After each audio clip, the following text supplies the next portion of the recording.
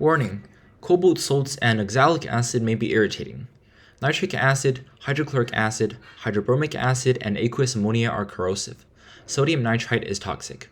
Work in a well-ventilated area, preferably in a fume hood. Hi guys, here is MIH. I've talked about IAs and EAs on my video about the lanthanides, and now I finally finished the lab part of my IA. Unlike most other boring IAs that my classmates are doing, my IA is actually really beautiful and fascinating, if a bit time-consuming and tricky. The plan is to make 14 different cobalt complexes. They all have the same structure of a cobalt atom in the +3 oxidation state, surrounded by 5 ammonia ligands, and the only difference between them is the one other ligand. After I synthesize these complexes, I observe their color and find out if there is any correlation between the type of the ligand and the color of the complex. As for why I chose this IA topic of cobalt complexes, well, many times, chemistry is about big exploding and energetic reactions, or at least that's how it is understood to be. But there's another beautiful side of chemistry about the color of compounds. In fact, this area is rarely researched and we knew very little about how the structure of compounds influence their color, so I thought maybe I should give it a shot. The major work in my IA is about the synthesis of the complexes, and I fortunately found a collection of detailed procedures on an old Japanese book titled The Handbook of the Preparation of Inorganic Compounds. Beside the synthesis methods, the handbook also provides some data about the properties of the complexes, like their solubility and color. As some of the complexes can only be made from other complexes and cannot be made directly from commercially available cobalt salts, I have to carefully design the synthesis order and the scale of the preps. I was originally aiming to make 10 grams of each complex, and after scaling each reaction to the size I want and summing the amounts of reagents required, I realized that it was quite a lot of stuff. But fortunately, IAs are supposed to be done in the school lab, and my school lab has plenty of these chemicals. I only need to make the cobalt nitrate myself, which I did by dissolving cobalt hydroxide in nitric acid. Finally, everything is all set, and I'm ready to start making my first complex, pentaamminechlorocobalt 3 chloride, which I'll refer as the chloride complex from now on, since it has such a long name. I first weigh out 25 grams of ammonium chloride and dissolve it in 150 ml of concentrated 25% ammonia solution. Ammonium chloride absorbs quite a bit of heat while dissolving, and the solution turns ice cold. I then slowly add 50 grams of cobalt chloride hexahydrate. Immediately, the solution turns slightly brownish yellow due to the formation of hexaammine cobalt 2 ions. After all the cobalt chloride is added, I measure out 40 ml of 30% hydrogen peroxide and carefully added it to the beaker. I added the first drops rather slowly to see if the reaction is really vigorous, and afterwards I added it really quickly.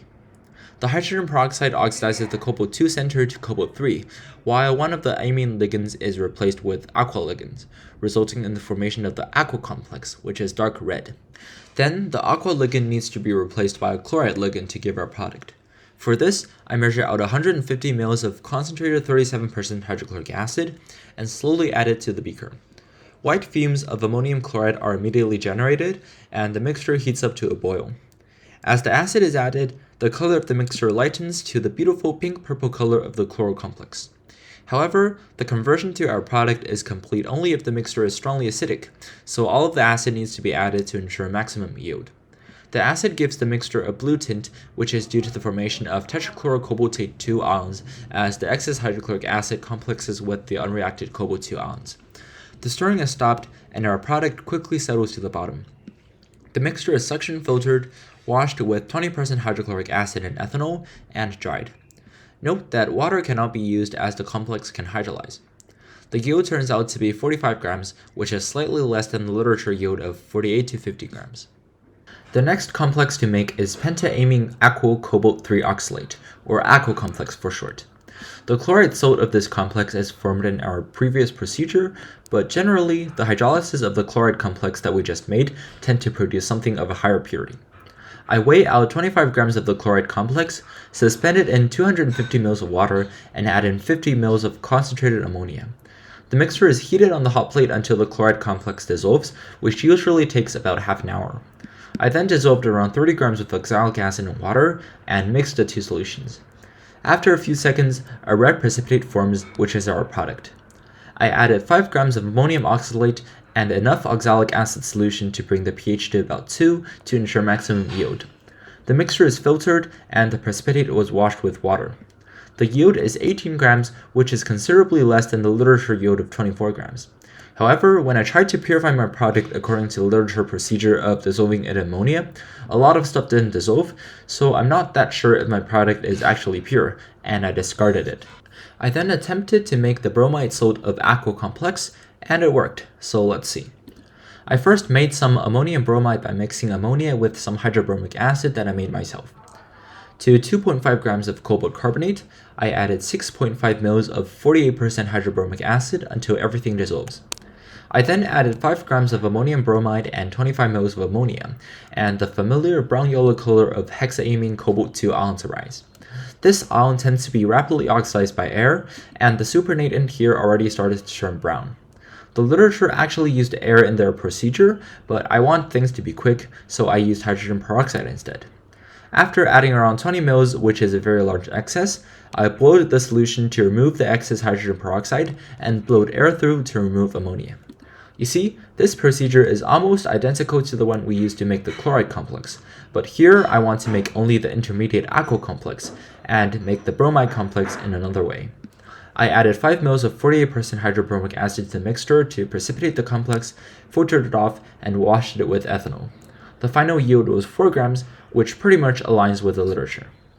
Unlike with the chloride complex, it is really simple to make the bromide complex from the corresponding aqua complex salt. I weigh out 1.2 grams of the aqua bromide and put it on the hot plate set to 130 degrees C. And that's it. Over time, you can see that the complex slowly changes color from red to dark purple as the aqua bromide loses an aqua ligand and gets replaced by a bromo ligand. After 10 minutes of heating instead of 2 hours in the literature, everything turned purple and I obtained the bromide in nearly quantitative yield.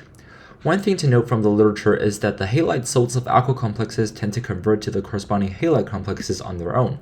For example, the aqua complex bromide salt made previously slowly converts to the bromide complex upon standing. The aqua oxalate salt does not decompose on its own, so it can act as a stable source of aqua ions. The last complex I'll show in this video is the nitrate salt of the Iodo complex. From the fact that the salt is a nitrate instead of an iodide, you can tell that the complex isn't made from some process similar to the ones we just did with the chloride and bromide, but rather using a new process. That's what I found cobalt complexes to be interesting. Complexes of similar structures cannot be synthesized with similar methods, and usually some other roundabout method needs to be used. I first dissolved 7.4 grams of cobalt nitrate hexahydrate and 20 grams of ammonium nitrate in around 30 ml of water. Both salts have very high solubilities, so this should be easy. The literature also calls for 0.5 grams of ammonium iodide, but I didn't add it since I don't have it. I then added 3.2 grams of iodine powder, made by mixing potassium iodide and potassium iodate with hydrochloric acid. Under stirring, I add 10 ml of ammonia. The mixture slowly starts to turn green, and after 2 hours of stirring, a brown mixture with some green precipitate is obtained. I allowed the mixture to sit, and the green product quickly settles to the bottom. It is then washed 3 times with 500 ml of water each to remove residual salts, and finally with 100 ml of ethanol to get rid of remaining iodine. The final yield is 5.4 grams, which is much less than the literature, probably because of the ammonium iodide that it didn't add. But look at this beautiful dark green color. When we put the 3 halide complexes side by side, we can see that there is a color gradient as the size of the halogen atom increase. As for why this gradient appear, that will be explained in the analysis part of this series. See you soon!